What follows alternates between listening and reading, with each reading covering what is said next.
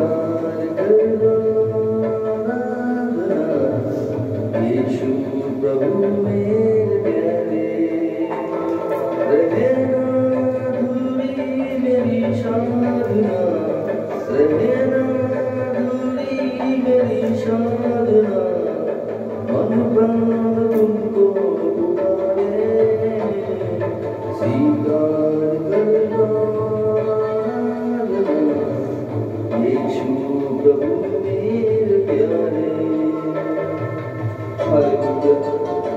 मेरा मालिक, मेरे सर्वशक्तिमान खुदा, दया कर मेरे बाप, मेरे मालिक दया कर, दया कर, दया कर यहोवा, दया कर मेरे मालिक।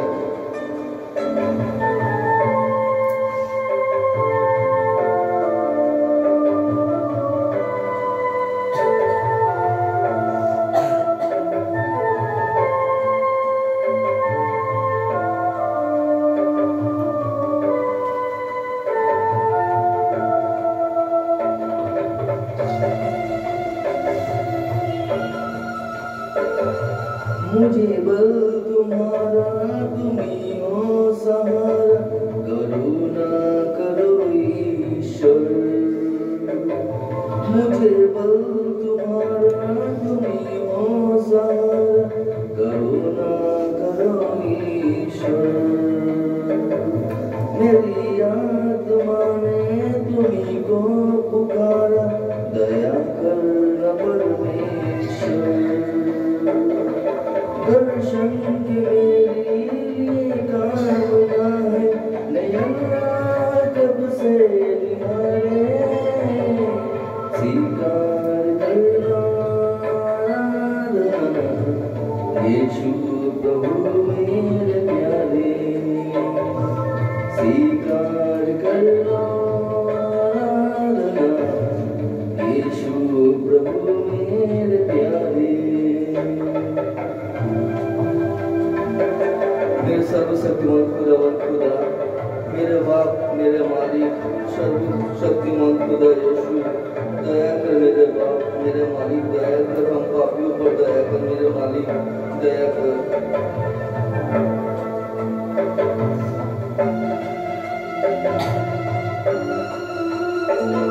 समाधान देकर मुझे तार देना, मैं पापी हूँ परमेश्वर। समाधान देकर मुझे तार देना, मैं पापी हूँ परमेश्वर।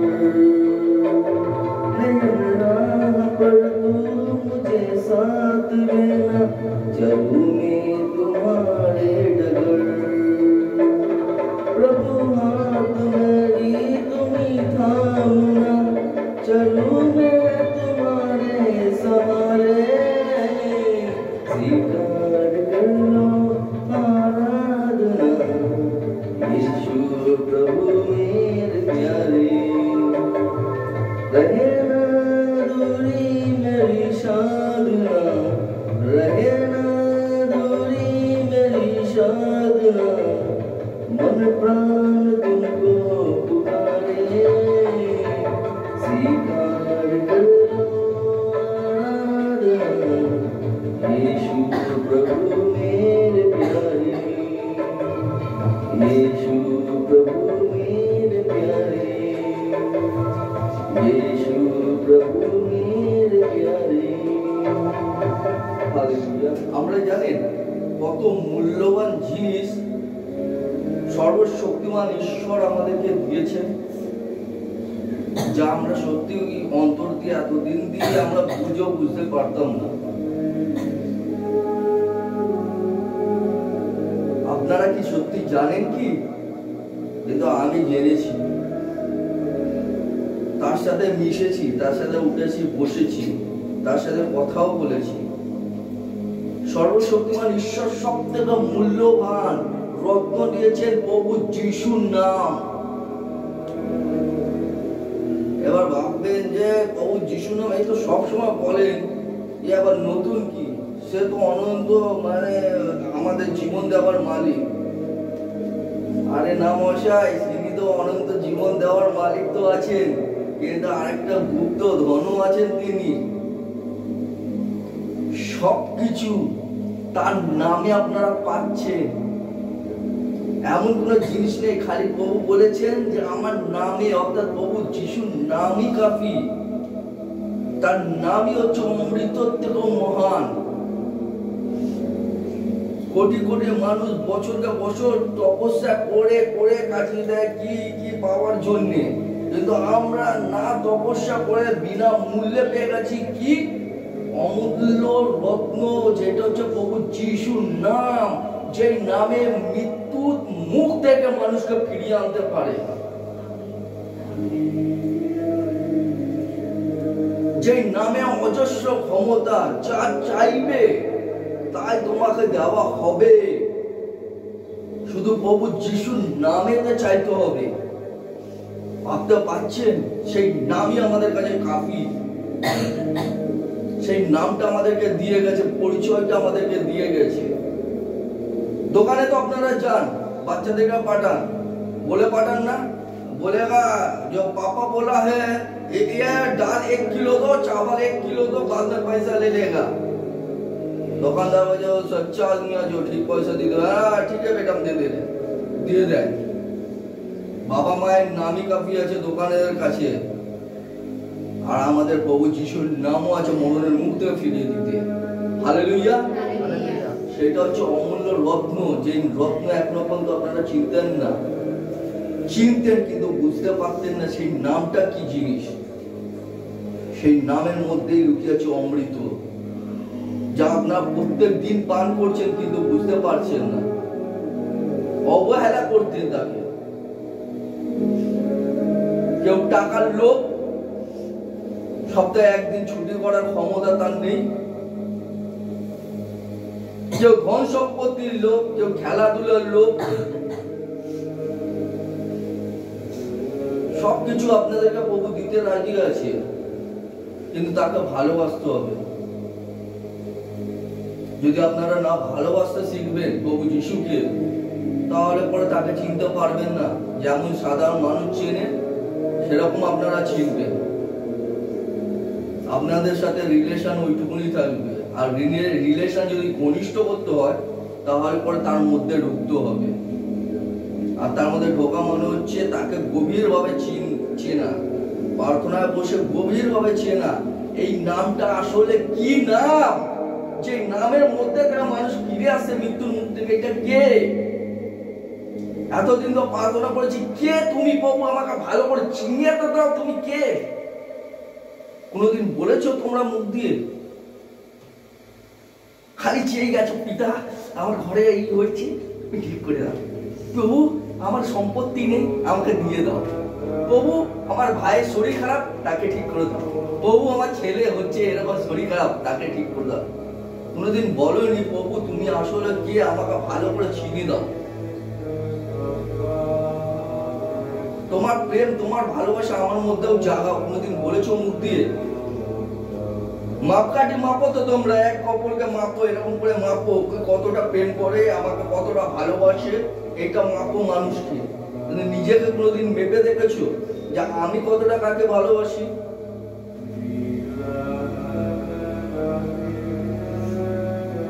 আগে ভালোবাসতে শেখো মাগো।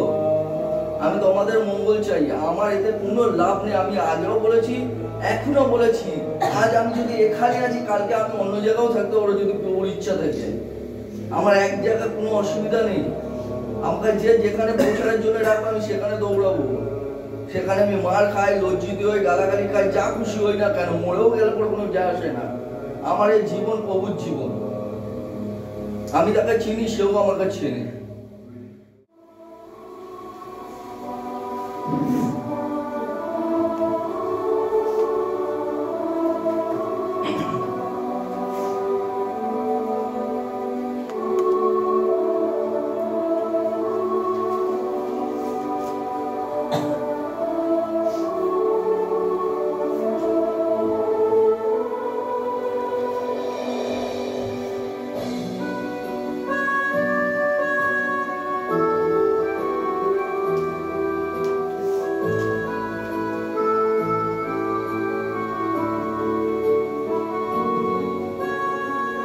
हो तेरी स्तुति और आराधना करता हूँ मैं तुझी से ये प्रार्थना। महिमा से तेरी तू इस जगह को भर, जो भी तू चाहे तू यहाँ पर कर।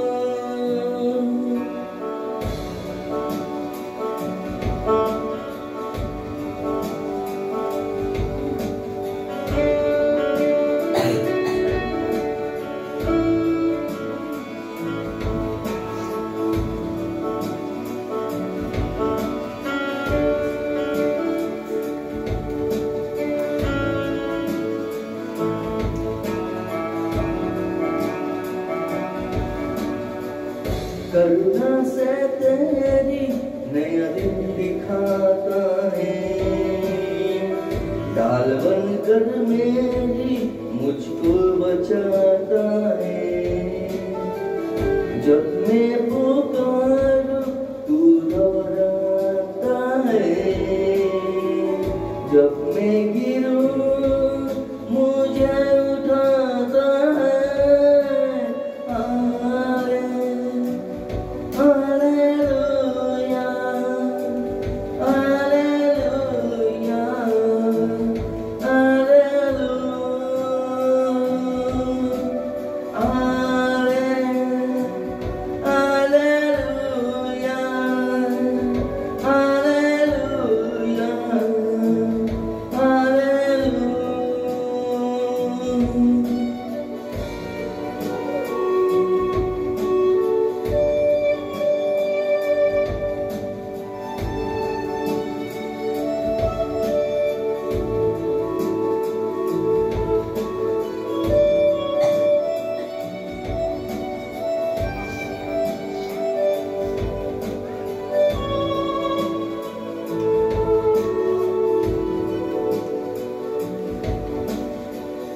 सारे जहां में तुझसा कोई नहीं, तुझको छोड़कर कोई प्रभु भी नहीं।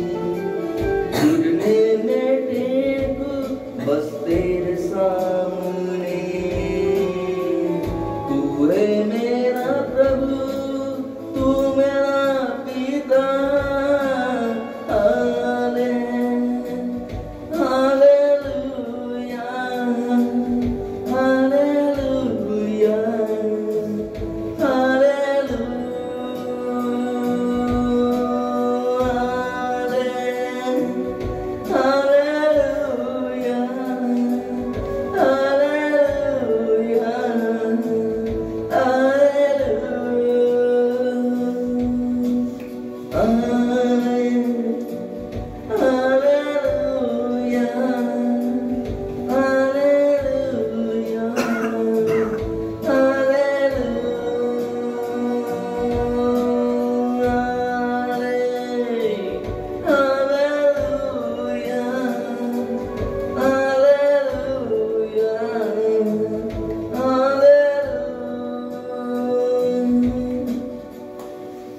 জয় যিশু।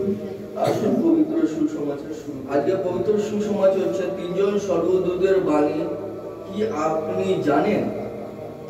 তিনজন স্বর্গদূতের বাণী আপনি কি জানেন?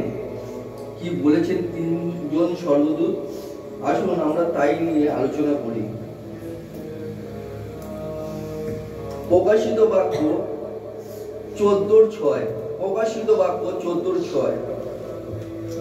প্রকাশিত বাক্য 14:6।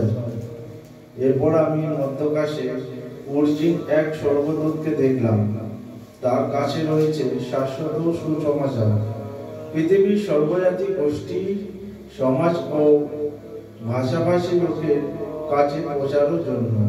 হালেলুয়া। দেখো এখানে মধ্যে স্পষ্ট বলছে, এরপর আমি এক মধ্য আকাশে একজন স্বর্গদূতকে দেখলাম, তার কাছে রয়েছে শাশ্বত জীবনের সুসমাচার পৃথিবীর সর্বজাতির জন্য, সর্বমানবের জন্য, যাহাতে মন্দ থেকে নিজেদের মন ফিরিয়ে প্রভুর কাছে আসতে পারে, সেই সমস্ত নোংরা আবর্জনা নোংরা পথ থেকে বেরিয়ে আসতে পারে, সর্বজাতি সর্বমানবের কাছে প্রচার করতে পারে সেই সুসমাচার। সেই স্বর্গদূতের কাছে আমি দেখলাম। তারপরে কি বলছে? 14 প্রকাশিত বাক্য 14:7। প্রকাশিত বাক্য 14:7। তিনি উচ্চকণ্ঠে ঘোষণা করলেন, ঈশ্বরকে সম্মান করো, তার মর্যাদা স্বীকার করো, কারণ তার বিচারের লগ্ন সুমোপস্থিত। সপর্ক মধ্য সমুদ্র ও জলধির সমস্ত উৎসের স্রষ্টা যিনি, তারই আরাধনা করা। হালেলুয়া। সৃষ্টির মালিক যিনি আছে তাকে বলছে তোমরা শ্রদ্ধা করো, তাকে সম্মান জানাও, তার আরাধনা করো, তার প্রার্থনা করো, তার গৌরব করো। কারণ হচ্ছে বিচার করবার সময় এসে গেছে, বিচার করবার সময় এসে গেছে, আর বেশিক্ষণ নেই। তোমরা যদি তা না করো তাহলে ধ্বংস হওয়ার কারণ তোমরা নিজেরাই হবে। যিনি সর্বশক্তিমান ঈশ্বর, যিনি আকাশ মণ্ডলী তৈরি করেছে, জল, পৃথিবী, মানুষ, জন, পশু পাখি, সমুদ্র সৈকত, যা কিছু সমস্ত সৃষ্টির মালিক, তার আরাধনা করতে বলছে, তার গৌরব প্রশংসা করো, তার কাছে আসো, তাকে সম্মান করো, তার আরাধনা করো, প্রার্থনা করো। বিচারের সময় আর বেশি দিন নেই, এসে পড়েছে। আপনাদেরকে একটা মনে করিতে চাইছি, কিছুদিন আগে হলিউড সিনেমার কয়েকজন নায়িকা নায়ক আমেরিকা সাইডে কোনো একটা জায়গায় ঈশ্বর নিন্দা করেছিল, বাইবেল নিয়ে নিন্দা করেছিল, বাইবেলের বই ছিঁড়ে দিচ্ছিল, ইয়ার্কি মারছিল। প্রভু যিশু তার কাছ দিয়ে শুধু চোখটা সরিয়ে নিয়েছে, ওই জায়গাটাই পুরো ধ্বংস হয়ে গেছে, আগুনে দাও দাও করে জ্বলে উঠেছে, আগুনে পুরো দাও দাও করে জ্বলে উঠেছে। এটা ইন্টারন্যাশনাল খবর। বাইবেল নিয়ে ঈশ্বর নিয়ে নিন্দা করেছিল, তাকে কিন্তু শাস্তি দেননি, শুধু চোখ সরিয়ে নিয়েছে, মানে তার সামনে থেকে সরে গেছে, তাতেই শয়তান তাকে ধ্বংস করে দিয়েছে। ঈশ্বর তাকে শাস্তি দেয়নি। ঈশ্বর নিন্দা যারা করবে, শুধু ঈশ্বর তার থেকে মুখ ঘুরিয়ে নেবে, তাতেই সে শেষ হয়ে যাবে। তার জন্য বলছে যে আর বিচারের সময় সামনে এসে পড়েছে, তোমরা ঈশ্বরকে সম্মান করো, তাকে ভালোবাসো, তার উপাসনা করো, প্রার্থনা করো, ভুল করো না। প্রকাশিত বাক্য 14:8। প্রকাশিত বাক্য 14:8। তারপরে তৃতীয় এক স্বর্গদূত এসে ঘোষণা করলেন, পতন হলো মহিষী ব্যাবিলনের, যে সর্বজাতিকে পান করিয়েছে তার অসুচি কামনার তীব্র মদিরা। হালেলুয়া। দেখো এখানের মধ্যে দ্বিতীয় স্বর্গদূত আগমন হলো। আগমন হওয়ার পেছনে বললে উঠলো যে ধ্বংস হলো সে ব্যাবিলন। সে ব্যাবিলন কারণ কি হয়েছে? সেই ব্যাবিলনের মধ্যে কামনা বাসনা এত উত্তেজিত হয়ে গেছিল এবং তার মদিরা পান করে উল্টো পাল্টা নোংরামু পুজো, মূর্তি পুজো নোংরামু করে বেরিয়েছে। সেই কারণে ধ্বংস করে দিয়েছে পিতা ওই ব্যাবিলনকে। ওই ব্যাবিলনকে পুরোপুরিভাবে শেষ করে দিয়েছে, ধ্বংস করে দিয়েছে।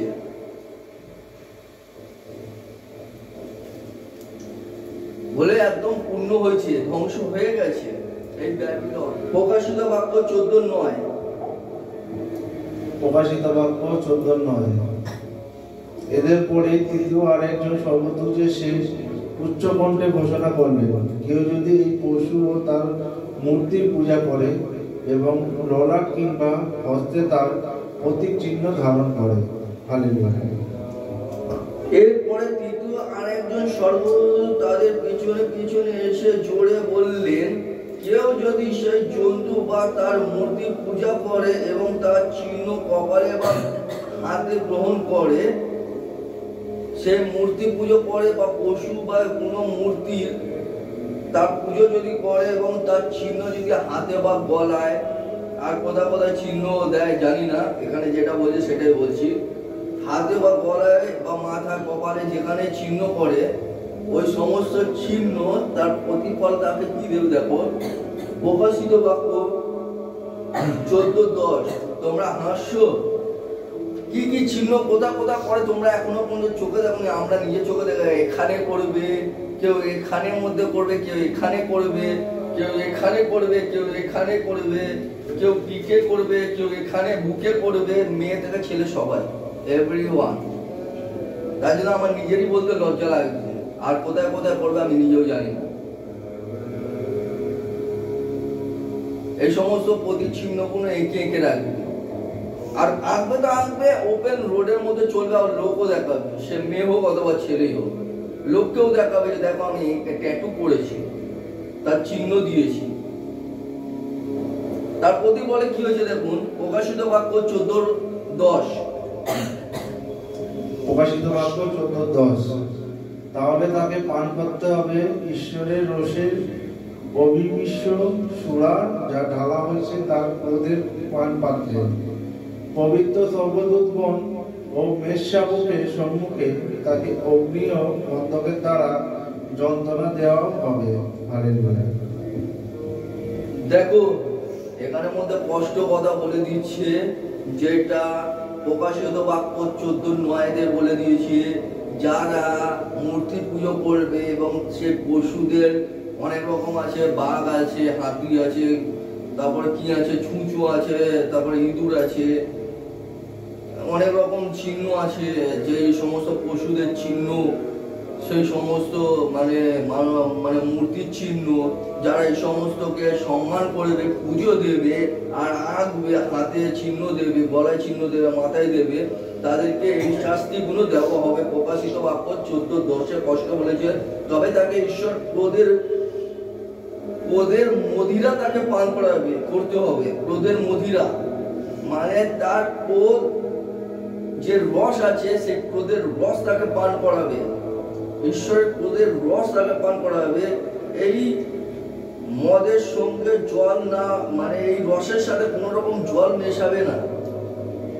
ঈশ্বরের এই মানে ক্রোধের সাথে কোনো জল মেশানো যাবে না, মানে জল মানে বুঝতে পারছেন, ক্রোধের সাথে যদি একটু মায়া মমতা মিশিয়ে দেয় তবে একটুখানি সুস্থির পায়, কিন্তু ওর মধ্যে কোনো রকম সুস্থির পাবে না। বলছে এই ক্রোধের মধ্যে কোন রকম ভাবে জল মেশাবে না, ক্রোধের পেয়ালা ঢেলে দেওয়া হবে তার মুখে। সেই ক্রোধের, ঈশ্বরের যে ক্রোধ আছে তার পেয়ালা তার মুখে ঢেলে দেওয়া হবে। পবিত্র সর্বদূত এবং মেষ শিশুর সামনে আগুন ও গন্ধকের দ্বারা এই লোকদেরকে যন্ত্রণা দেওয়া হবে। আগুন আর গন্ধকের দ্বারা এই লোকদেরকে যন্ত্রণা দেওয়া হবে, যারা এই সমস্ত মূর্তি পিশাচ পুজো করে,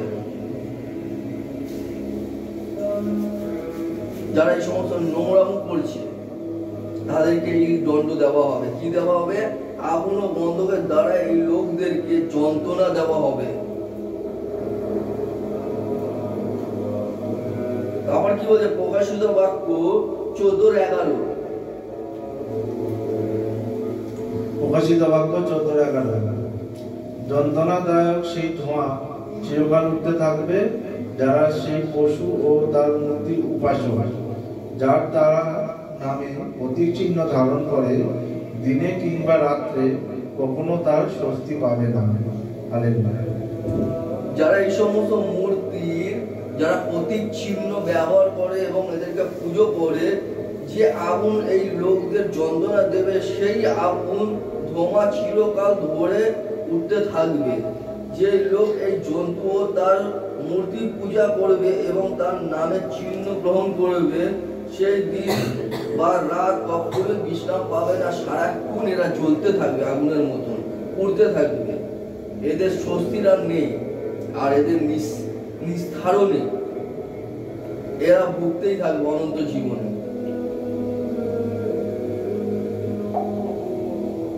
গালাতীয় 6:5 কি বলছে দেখো।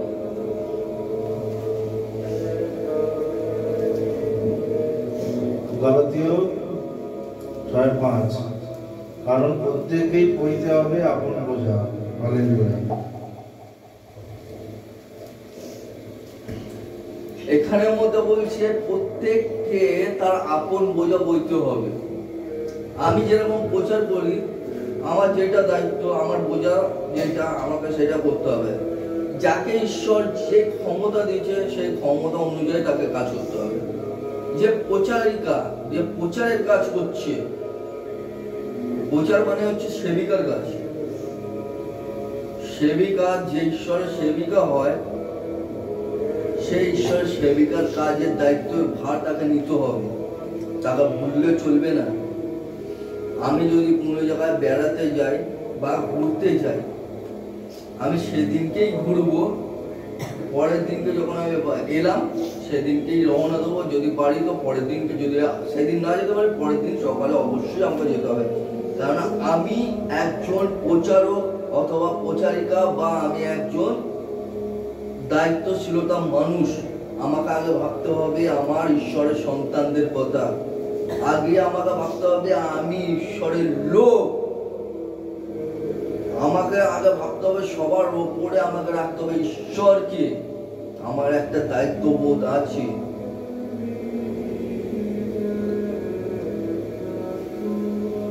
সেটা আমাকে মনে করতে হবে। প্রত্যেককে যেরকম যাকে যে দায়িত্ব ঈশ্বর দিয়েছে সেই দায়িত্ব সে পালন করুক। সকলকে বোঝা আর নিজের বইতে হবে। যদি তুমি ঈশ্বরের দায়িত্বকে পালন না করতে পারছো, তাহলে তুমি নিজেকে নয় ঈশ্বরকে ঠকাচ্ছ। নিজেকে তো ঠকাচ্ছ, প্লাস ঈশ্বরকেও ঠকাচ্ছ, আর সেটাও এক প্রকার পাপ।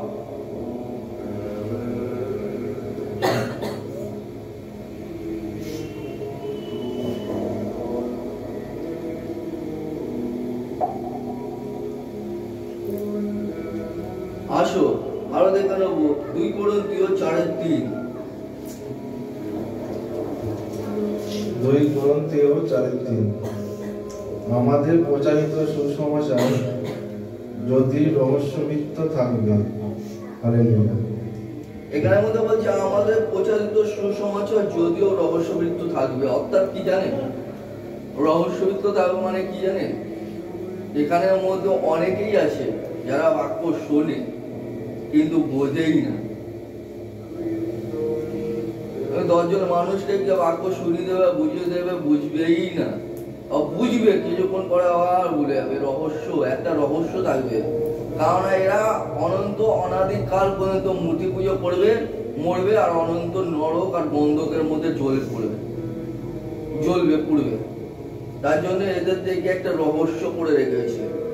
এটা শুধু যারা অবিশ্বাসী আছে তাদের নয়, যারা নামধারী খ্রিস্টান আছে, ক্যাথলিক, তাদের। কারণ তারা মূর্তি পুজো জীবনেও ছাড়বে না। তারা নানান রকম উল্টো পাল্টা চমৎকার দেখাবে, আর নানান রকম মুখ গান পথে মানুষকে নিয়েও যাবে। তাদেরকে যদিও বা চোখের সামনে সব প্রমাণ করে দিলেও তারা সেই যে গোয়াল, সেই গরু আর সেই গুই খাবে। তাদেরকে বুঝিয়ে কোনো লাভ নেই। আবার এখানের মধ্যে দেখো অনেকের কাছে এটাই রহস্য। তুমি দেখো এখানের মধ্যে বসে আছে, এই দিকে তাকাবে, এই দিকে তাকাবে, ঘরের ব্যাপারে ভাববে, এইটাই করে বেড়াবে। প্রত্যেকবার একই জিনিস করে। আমি এতবার করে বলি, তোমরা এখানে আমার বাক্য শুনতেছো, বাক্যটাই শোনো।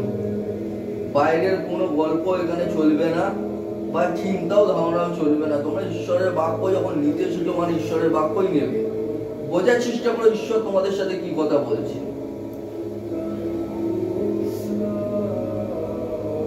আমি যদি এখানের মধ্যে কাউকে ধরবো, জিজ্ঞেস করবো, দাঁড় করিয়ে দেবো, কেউ পারবে না।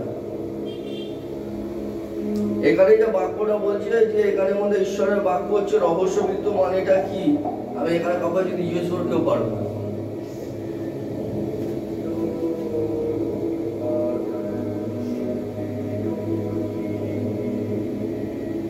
বাক্য শুনতে গেলে পুরো মন, ধৈর্য দুটো প্রয়োজন আছে। ঈশ্বরকে প্রেম করতে হবে সবার প্রথম, আর ক্ষমতা চাইতে হবে, বোঝার চেষ্টা করতে হবে। এটা রহস্য তাদেরই জন্য যারা ঈশ্বরের বাক্য জেনেও ভুল করে, আর যারা জানে না তো তারা জানেই না, তাদেরকে হাজার বার জানিয়ে দেবে তারা বুঝবেই না, তাদের কাছে একটা রহস্য মানে গল্প কথার মতো। কিন্তু যারা জানে তাদের কাছে সবই প্রকাশ একমাত্র ঈশ্বর প্রভু যিশুর মারফতে। আমেন। আসো আরো দেখে নেব 2 করিন্থীয় 4:4। 2 করিন্থীয় 4:4। সেই অবিশ্বাসীদের ভাবনা চিন্তা বর্তমান যুগ ধর্মের দেবতা অন্ধকারে আচ্ছন্ন করে দিয়েছে। তাই ঈশ্বরের প্রতিমূর্তি যে খ্রিস্টের সুসমাচারের মহিমান্বিত দীপ্তি তা দেখতে পায় না। হালেলুয়া। দেখলেন এখানের মধ্যে ওই একই কথা বললো। কি বললো? সেই অবিশ্বাসীদের ভাবনা চিন্তা বর্তমান যুগ ধর্মের দেবতা অন্ধকারে আচ্ছন্ন করে দিয়েছে। বর্তমানে যে দেবতাগুলো যাদের পুজো করছে, মূর্তিগুলো যাদের পুজো করছে, সমস্ত মানুষের চোখগুলো অন্ধ করে দিয়েছে, বোঝার ক্ষমতা লুপ্ত করে দিয়েছে এদেরকে। তাই এরা বুঝতে পারে না, এরা যা ইচ্ছা তাই করে। বলে আমি তো প্রভুর কাছে যাচ্ছি, ওটাও করবো, এরা কেউ জানতেও পারবে না, কেউ বুঝতেও পারবে না। সবাই তো এক, সবাই তো এক, উনিও এক, ইনিও এক, সবই এক। ভাই তুমি একটা কথা বলো, তোমার স্বামী আর পরের স্বামী এক? তুমি তোমার স্বামীর সাথে যা ইচ্ছা তাই করতে পারো, তুমি আরেকজনের স্বামীর সাথে আর যা ইচ্ছা তাই তুমি করতে পারো? তাহলে পরে তুমি কি করে বলছো পরের স্বামী ও আর এ দুজনে এক? কোথায় একটা নর পিশাচ আর কোথায় একটা স্বয়ং ঈশ্বর যে সমস্ত কর্তার মালিক, এক হতে পারে না, অসম্ভব। না হচ্ছে, না হবে, না হওয়ার ক্ষমতা আছে। তোমাদের ধারণাটাই ভুল। ওনার সঙ্গে ঈশ্বরের তুলনা হয় না। মাটির পুতুল আর স্বয়ং ঈশ্বর, আকাশ পাতাল তফাৎ।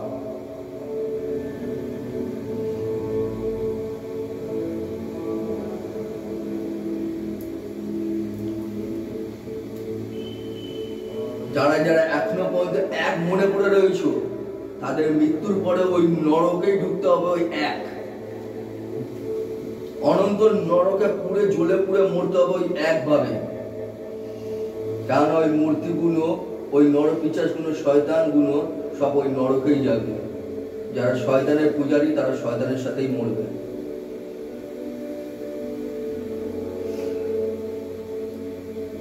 আর এই গরম রোদের যে রসগুলো আছে, যে এক যারা মুখ দিয়ে বলে তাদের মুখের মধ্যে আগে ঢালবে।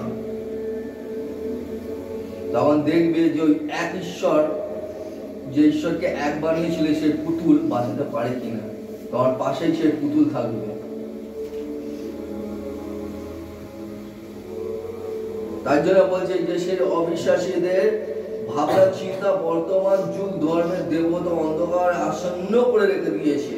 তাই তারা ঈশ্বরের প্রতিমূর্তি যে খ্রিস্ট, যে স্বয়ং ঈশ্বর পরমেশ্বর, যে সমস্ত সৃষ্টির মালিক, খ্রিস্ট সুসমাচার, তার দীপ্তি, তার যে তাকেই বুঝতে পারে না।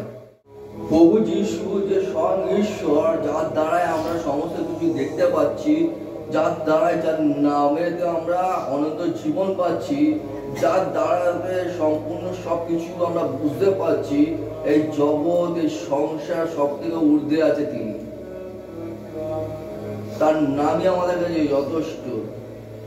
এই সুসমাচার পড়তে পারছি, বুঝতে পারছি এবং মানুষের মন ফেরাতে পারছি, এইটাই আমাদের কাছে যথেষ্ট। কিন্তু প্রভু যিশুর যে মহিমা, তার মহিমা কেউ জানতেও পারছে না, বুঝতে পারছে না। কারণ এই জগতের যে মানে এই ভাবনা চিন্তা সবকিছু লুপ্ত করেছে শয়তান, সব মূর্তির পেছনেই ব্যস্ত। এইটাই তার মধ্যে বলছে। আরো দেখবো, আসুন 2 করিন্থীয় 4:5। 2 করিন্থীয় 4:5। আমরা আত্মপ্রচার করি না, খ্রিস্ট যিশুকেই প্রভু বলে প্রচার এবং যিশুর জন্য নিজেদের পরিচয় দিয়ে তোমাদের দাস বলে। হালেলুয়া। দেখো, আমরা উল্টো পাল্টা কোনো রকম প্রচার আমরা করতে চাই না, কিন্তু খ্রিস্ট যিশুকেই প্রভু বলে প্রচার এবং যিশুর জন্য নিজেদের পরিচয় দিই তোমাদেরই দাস বলে। প্রভু যিশুর দাস, তোমাদের দাস, সেই হিসাবেই আমি পরিচয় দিই। কেউ এখানে মধ্যে আমরা যে আত্মপ্রচার কোন রকম করা এখানে হয় না, মানে নিজেকে প্রচার, মানে নিজেকে বড় করা, আমি তোমাদের দিয়ে বড়, তুমি এটা করবে না, তুমি এটা বলবে না, তুমি ও করবে না, তুমি ও করবে না, এই সমস্ত আমার করার দরকার নেই। আমার ওই সমস্ত করার কোনো প্রয়োজন নেই। কিন্তু আমি সর্বদা চাই যে আমার প্রভু আমার কাছে বড় হোক, আর যে আমার প্রভুকে সম্মান করবে আমি তাকে বেশি সম্মান করব, যে আমার প্রভুকে ভালোবাসবে আমি তাকে বেশি ভালোবাসবো। আমি এই পরিচয়টাই দিই, কেন আমি স্বর্গের পিতার দাস। আর এটা আমার কপাল, এটা আমার কপাল যে আমি সেই ঈশ্বর, স্বয়ং ঈশ্বরের দাস হতে পেরেছি। ঈশ্বর আমাকে কাজ করাচ্ছে, এর জন্য আমার এটা কপাল, আমার সৌভাগ্য যে এমন একজন, আমরা সাধারণ মানুষের কাজ করে অনেক কিছু ফল পাই, কিন্তু আমরা ঈশ্বরের কাজ করতে পারি না, চাইলেও পারি না। কিন্তু ঈশ্বর স্বয়ং আমাকে বেঁচেছে, এটা আমার কপাল। আমার যে কি কপাল, আমি নিজে যে কতটা খুশি এতে আমি নিজে জানি না। আমি তার ইচ্ছা পালন করছি, তার কাজ করতে পারছি। আমি তাকে এই জন্যই আমি তাকে আরো বেশি করে ধন্যবাদ দিই। আমি এর থেকে বেশি কিছু চাই না, আমি তোমার সেবা করি, এটাই আমার কাছে যথেষ্ট। এটাই হচ্ছে আমার কাছে সব থেকে মূল্যবান পাওনা, এর থেকে বেশি কিছু না। আর আমার এইটাই ইচ্ছা আছে, আমি পিতাকে প্রার্থনাতে এটাও আমি বলি, পিতা আমার যখন মৃত্যু হবে যাতে তোমারই কাজ করতে করতেই মৃত্যু হবে, এটাই আমার ইচ্ছা।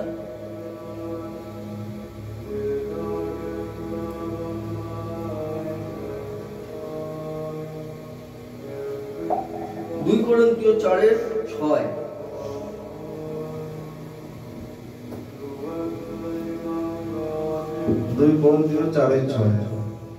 কারণ ঈশ্বর যিনি বলেছিলেন অন্ধকারে হোক আলোর আবির্ভাব, সেই তিনি আমাদের হৃদয়ে আলোকিত করেছেন, যেন খ্রিস্টের শ্রীমুখে প্রতিভা ঈশ্বরের মহিমা আমরা দর্শন করতে পারি।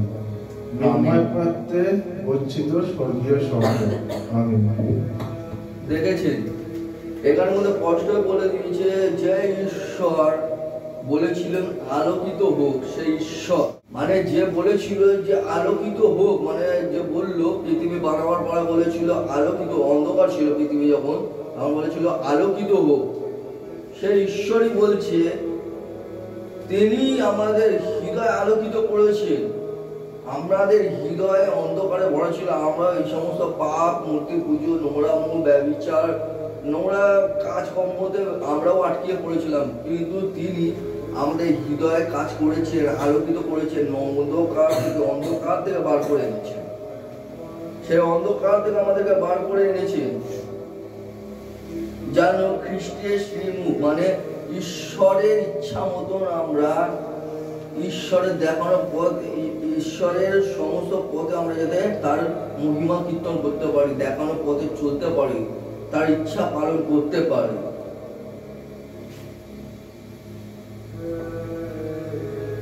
আর তিনি হচ্ছে আমাদের স্বর্গীয় সম্পদ, স্বর্গের পিতা প্রভু যীশু।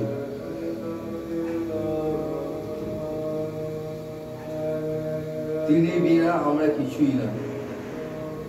আমাদের যদি পিপাসিত হই তাহলে পরে তিনি আমাদেরকে পান করান, আমাদের পিপাসা মেটান। এর কথার অর্থ আপনারা কেউ বলতে পারবেন? যদি আমি পিপাসিত হই, তিনি আমাদেরকে পিপাসা পান করান, পিপাসা মেটান, তার মানেটা কি বলতে পারেন? কারোর বলার ক্ষমতা আছে এখানে? আমাকে বলতে পারো? আরে কেউ বলতে পারবে? বাবা, এখানে তো জ্ঞানী জ্ঞানী ব্যক্তিরাও বসে আছে, তবু বলতে পারছো না। আমি যখন পিপাসিত হই তখন আমাকে পিতা আমাকে পান করান, আমার পিপাসা মেটান। তোমরা জানো না?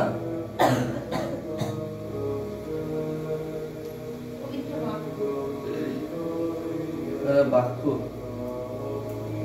তুমি যখন প্রার্থনা করো, তোমার প্রার্থনার সময় তোমার গায়ে যখন ঘা লাগলে পড়ে, তখন মলমটা লাগালে আরাম পাও, ওষুধ খেলে আরাম পাও।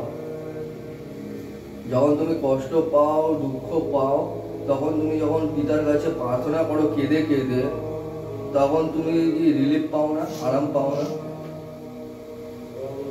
ওটাই তো হচ্ছে, তুমি যদি পিপাসিত আছো তাহলে তুমি আমার কাছে এসো, আমি বিনামূল্যে দেবো, পিপাসা মেটাবো। আমি যখনই পিপাসিত হতাম তখনই আমি পিতার কাছে দৌড়াতাম, যখনই দুঃখে ভেঙে পড়তাম আমি তখনই পিতার কাছে যেতাম।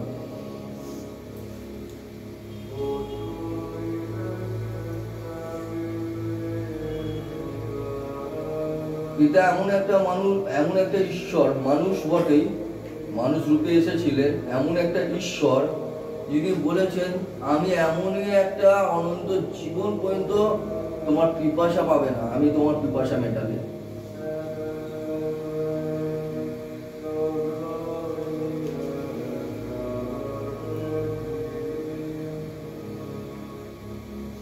এটা একটা নারীকে বলেছিলেন, সেই নারীটার নাম বলতে পারবে কেউ? সমরিয়া নারী। সমরিয়া নারী জবাবে কি বলেছিলেন জানেন?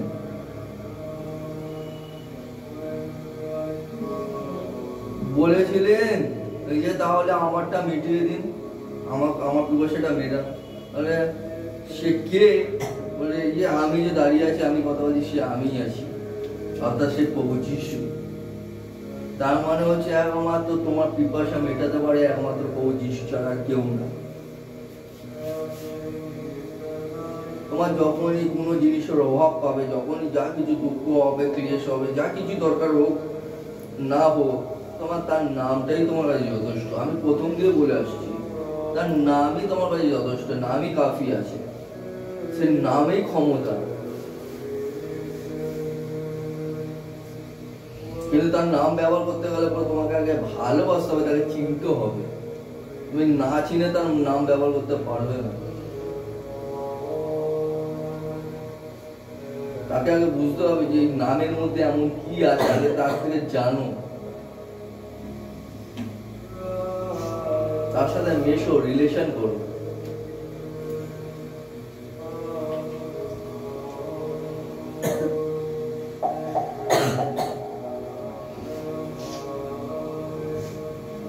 দুই কোরিন্থীয় 4:7।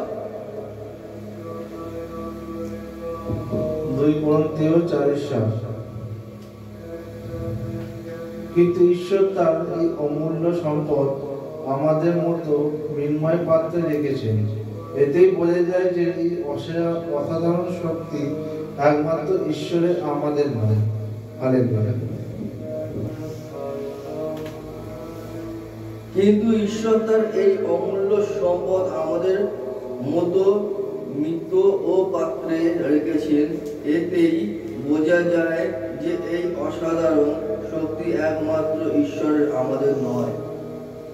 একমাত্র স্বয়ং ঈশ্বরের, আমাদের এই শক্তি নয়। আমরা এই শক্তির ব্যবহার করতে পারি শুধু তার নামেতে।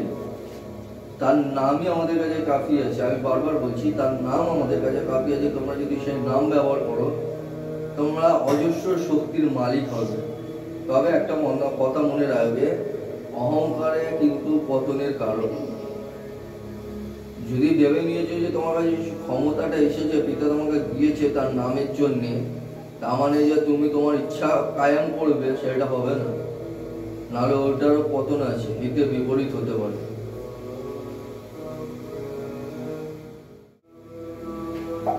এক কোরিন্থীয় 13:3। 1 কোরিন্থীয় 13:3। আমার যথা সর্বস্ব যদি বিলিয়ে দিই, এমনকি আমার দেহ অগ্নিতে বিসর্জন দিই, কিন্তু হৃদয়ে যদি ভালোবাসা না থাকে, তাহলে আমরা কোনো লাভ নেই। হালেলুয়া।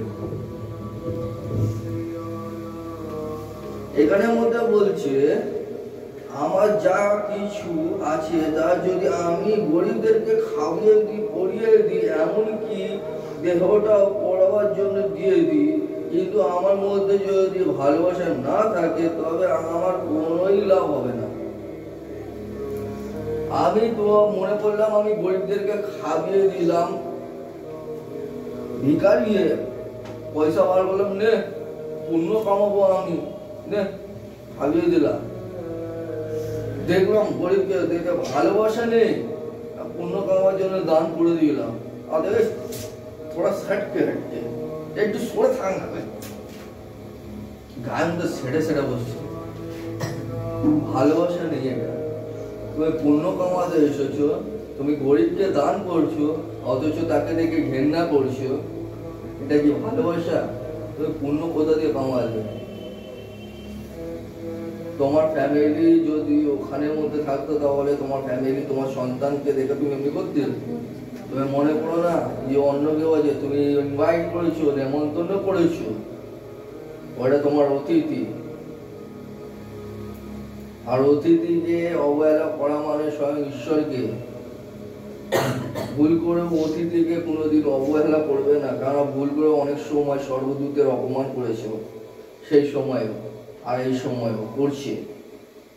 তো তার জন্য বলছে যে কোনো সময় কাউকে ইনভাইট করে কোনো অতিথিকে এভাবে ব্যবহার করবে না। হতেও পারে যে ভিখারিকে ডেকেছো সে সামনে তোমার বসে আছে, এমন ড্রেস পরে নোংরা, সেই স্বর্গদূত, তাকে তুমি অপমান করছো, ঘেন্না করছো, অথচ তুমি জানো না সে তোমার পরীক্ষা নিচ্ছে। সেই কারণে বলছে যদি তোমার মধ্যে ভালোবাসাই না থাকে তাহলে পরে তুমি ওকে দান করে কি করলে? এই দান কি গ্রহণ হবে? হবে না। তোমার পয়সা ঠিক যে প্রকার তুমি দিয়েছো ওই প্রকারের রিটার্ন ঘুরে তোমার হাতে চলে আসবে, কোনো কিছু লাভ হবে না, ফায়দা নেই। তুমি যদি নিজের দেহকেও দিয়ে দাও, যদি ভালোবাসা না থাকে কোনো লাভ নেই, কিচ্ছু লাভ হবে না।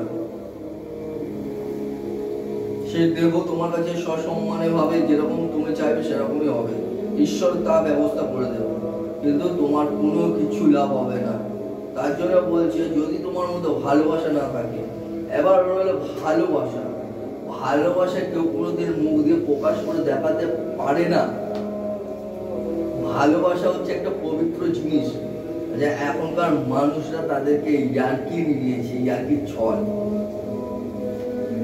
এখন কথা কথা দেখবে ভণ্ডরা বলে ভালোবাসতেই জানে না, ভালোবাসতেই জানে না, ভালোবাসতেই জানে না। আমি বলি কি ভালোবাসাটা কি তোমার মানে কি বলো বাজারে আলু পেঁয়াজ আছে নাকি? কিনতেই পারে না, কিনতেই পারে না, 2 টাকা কিলো 5 টাকা কিলো দেখা যায় নাকি? আরে ভালোবাসা হচ্ছে একটা পবিত্র, যা তুমি দেখতে পাবে না, যে প্রেম, যে ভালোবাসা ঈশ্বর আমাদেরকে করেছে। ভালোবাসাটা মানে এতই পবিত্র তোমরা তোমাদের বোঝার ক্ষমতা অতীত। আমি তোমাদের কষ্ট বলছি, ওই এত পবিত্র ভালোবাসা তোমাদের বোঝার ক্ষমতা অতীত। পিতা নিজের পুত্রকে পাঠিয়েছেন, আমাদেরকে এতটাই প্রেম করেছেন, তার একমাত্র পুত্রকে পাঠালেন।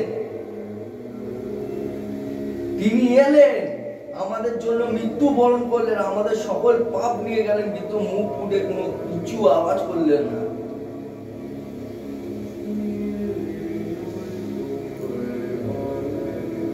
এই যে প্রভু যিশু, ইনি হলো প্রেমের প্রতীক, অর্থাৎ ভালোবাসার প্রতীক।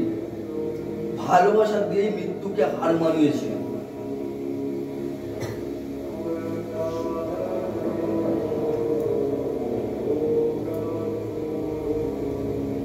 মানুষ যদি ভালোবাসা না দেখাতে পারে না, ভালোবাসা দেখানোর একটা জায়গা আছে, সেটা হচ্ছে রাগ। যে যাকে যতটা ভালোবাসে তার উপর ততটাই বেশি রাগ করে। এটা হচ্ছে প্রমাণ তার মধ্যে যে সে কতটাই ওকে ভালোবাসে, কতটাই সামনে পেতে চায়, কতটাই একটু কথা বেশি বলতে চায়।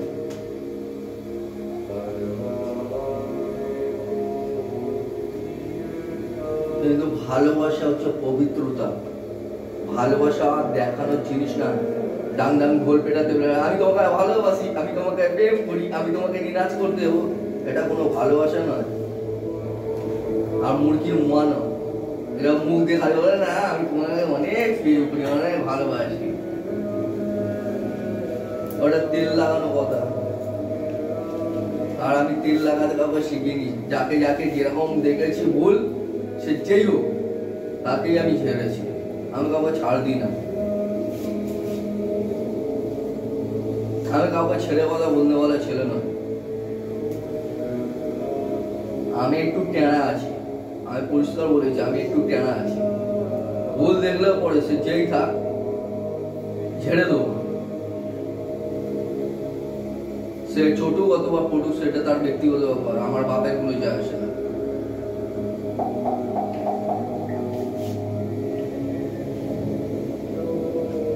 গালাতীয় 6:7